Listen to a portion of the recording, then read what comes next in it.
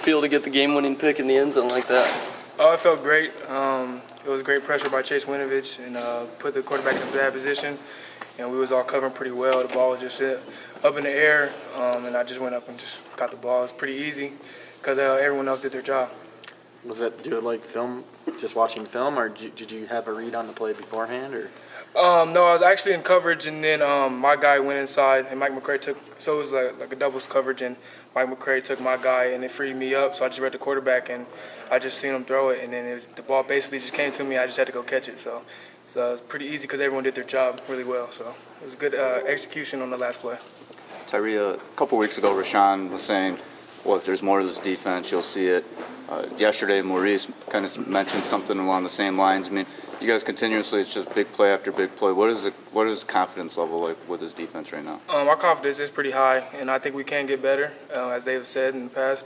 We're just Coach Brown's on us every week, every day to get better, improving ourselves, and I think we can get better as a defense going down the road this year. So we definitely got a big task this week, and we're excited for it, and we're ready to show the country what we could do. On the surface, I mean, all the numbers are there and everything. What are you guys talking about internally, though, as far as, fine-tuning and critiquing? Well, when we watch the film, we always see multiple mistakes. There's always mistakes that we need to be fixed, and we just try to fix them, execute everything we do that Coach Brown gives us, execute the game plan as well as we can, and just play hard and fast.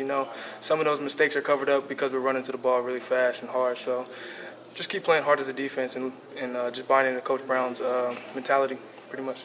What happened on the last drive where they were able to move the ball down against you guys in regulation? Watching the film, I think we loosened up. I think we should, as a secondary, I think we should have played a little bit more tighter. During the whole game, we played pretty much tight coverage, and they didn't really have much success. I think it was like a little 2-minute drill. We want to be safe, and I think we loosened up a little bit too much, seen on the film. I think if we played a little tighter, some of those catches wouldn't have happened. Was that by design, or was that just individuals playing looser? They just told us to just loosen up a little bit, and I think as the players, we loosened up a little bit too much watching the film, and we corrected. Next time we're in that situation, we're going to trust our technique and play and still play the ball we've been playing the whole game. Did fatigue play a factor at all? I don't think so. Their tempo, they're a very good tempo team, but I think we were in shape pretty much for the whole game. I know they came out their first drive in the third quarter, and they went really fast, and they had a successful drive on us. I think that's about it, besides the last drive at the end. You've seen LeVert and Jordan Lewis both. Do you see similarities there? I definitely see similarities. I definitely see a little Jordan Lewis in him, and that's a great comparison because Jordan is a great corner. He's a great technique guy. He knows how to play ball. He's a ball hawk, and I see the same things in LeVert Hill. Terry, what kind of challenge? I mean, Trey's kind of one of those gunslinger guys. He can make plays. What kind of challenges does that bring as a secondary? Extremely challenging because he has good receivers as well too. So our D line, our front seven is going to get after him as much as they can, as they've been doing all year, and help us. And we'll be trying to help them play in tight coverage as well. When you think, just I guess maybe a couple words or phrase that comes to mind when you think of what Trace McSorley can do. He's smart. He's patient. He knows where to get the ball.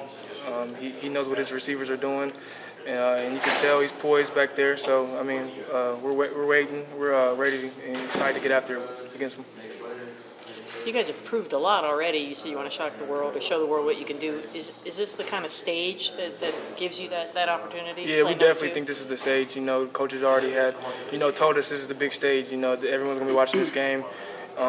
People are counting us out already.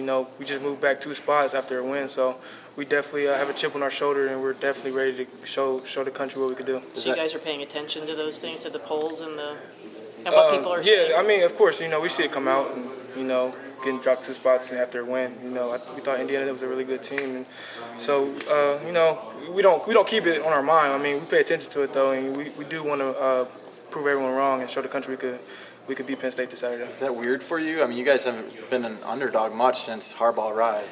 No, it's credit to Penn State. They're a very good team. We don't have a problem being an underdog, but we're definitely excited to show everyone that we could play with them.